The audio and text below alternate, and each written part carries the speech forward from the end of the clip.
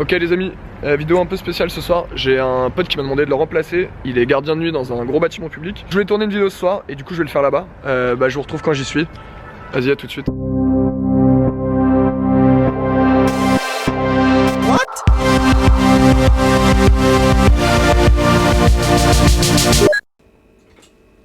Voilà. Bon bah voilà, je suis installé.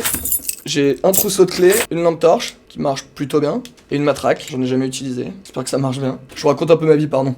La vidéo aujourd'hui, c'est sur les superstitions et les petites croyances.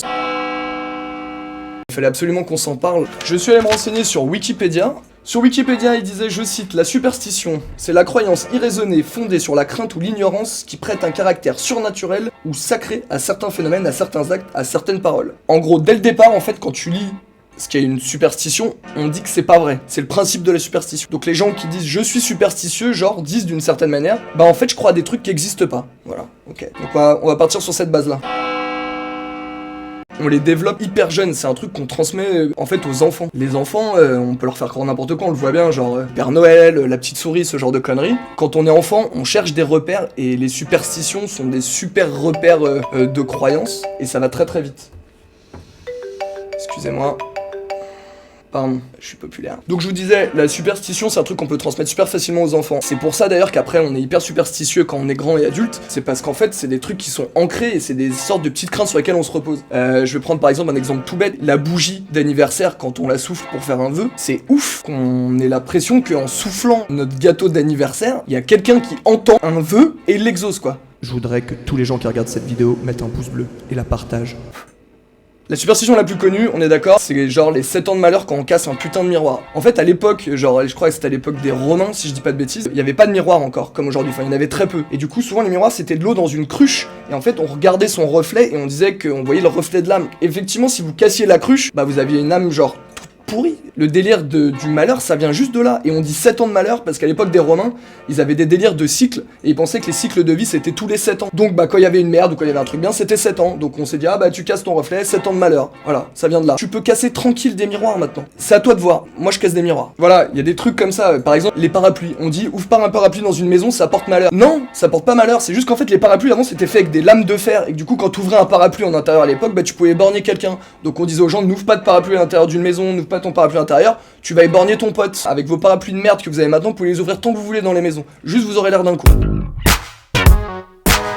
Le pain à l'envers sur une table, ça c'est parce que c'était genre le pain qu'on mettait pour le bourreau, pour que genre il ait sa dose, parce qu'il allait couper des têtes toute l'après-midi, donc pour qu'il mange bien, on mettait son pain à l'envers, personne n'y touchait, comme ça c'est lui qui le mangeait. Voilà, c'est tout. Et maintenant c'est, ah t'as même pile le pain à l'envers, ça porte malheur. Bah non mon con, c'est pour le bourreau. Renverser le sel sur la table, on dit que Judas, à la table, juste avant de balancer Jésus, le mec a renversé du sel, donc c'est genre un truc de trahison. Donc après, non seulement le mec est chez toi et il met une sale ambiance en disant que ça craint, mais en plus il en jette derrière son épaule, genre il en met partout chez toi. C'est pas un truc complètement con ça? Le chat noir. La nuit, quand un chat miaule, c'est des cris d'enfant. Mais ça c'était genre quand il y avait pas de lumière dans les rues, mais maintenant que t'as la lumière, que t'as même lumière sur ton putain de téléphone, tu vois bien que c'est un chat. C'est pas une réincarnation de sorcière qui va venir bouffer tes enfants la nuit. S'il y avait des chats qui étaient en fait des sorcières qui venaient bouffer les enfants, on le saurait maintenant. Donc quand tu croises un chat noir en voiture, si t'as un accident derrière, c'est pas le chat.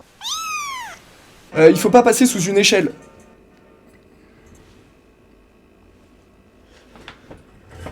Ouais non je sais pas, il y a des bruits chelous. Faut pas passer sous une échelle. Parce que à la croix de Jésus, il y avait une échelle à côté, c'est ce qui a permis de le crucifier, tatata. C'est pas parce que tu passes sous une échelle qu'il y a un gars qui va se dire tu n'aurais jamais dû passer sous une échelle. Ça a aucun sens, il va rien faire.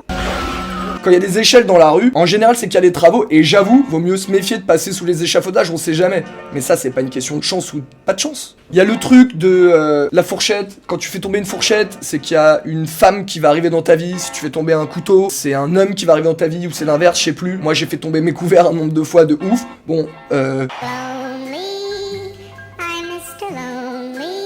donc clairement ça marche pas, c'est réglé. Faites tomber vos couverts, renversez le sel. Les araignées, en France, si tu vois une araignée ça porte bonheur, en Chine ça porte bonheur. Aux États-Unis, c'est l'adultère. Tu vois une araignée en France, t'es relax, tu la vois aux États-Unis, t'es cocu. Clairement, la plupart de ces légendes et toutes ces superstitions, elles viennent d'époques où il y avait pas de lumière la nuit, il y avait pas des lampes partout. Voilà, ça fait peur la nuit, c'est normal, c'est animal, c'est dans notre instinct. T'as déjà eu une coupure de courant dans ta rue la nuit?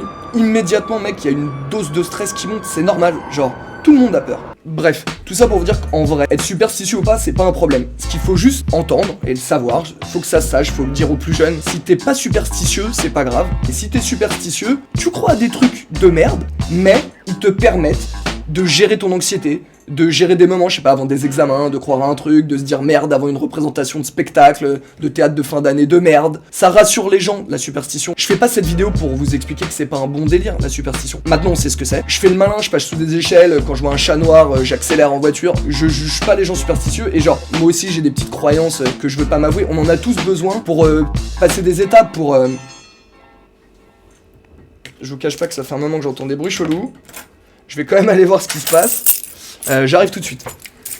A few minutes later. Bon, a priori fausse alerte. Je vais quand même devoir aller dans les étages et tout pour vérifier. Du coup, bah je vais vous emmener avec moi. Et puis bah, on fera la conclusion en marchant, en vlog. Allez. Coucou. Allez, on est parti. On va faire une petite balade dans le bâtiment. Bon bah voilà, hein, ça y est, je suis gardien quoi. C'est chelou quand même, il y a genre... il y a des bruits, mais... genre ça vient du 3e étage. Et mon pote m'a dit que j'avais pas besoin de faire la ronde au 3e normalement.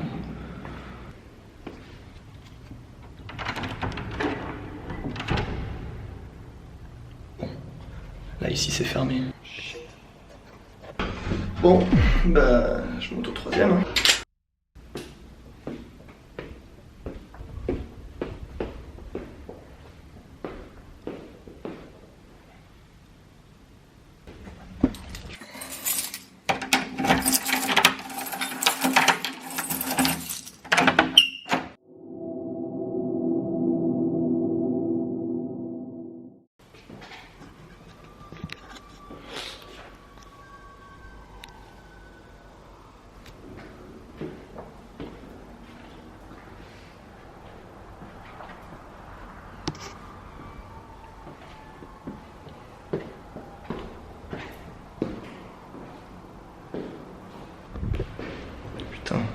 Mais genre, comment elle m'a fait flipper cette écharpe de merde là.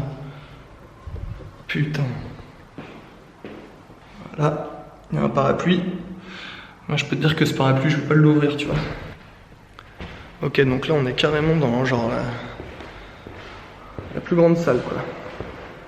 Salle de danse. Tan tan tan tan tan tan tan tan tan tan. En vrai je kiffe pas du tout hein.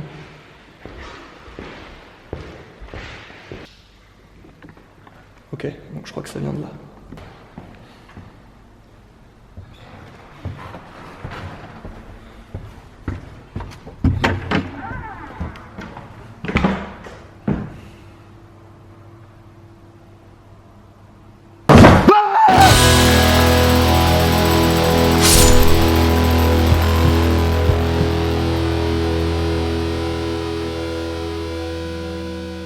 Tu n'aurais jamais dû passer sous une échelle.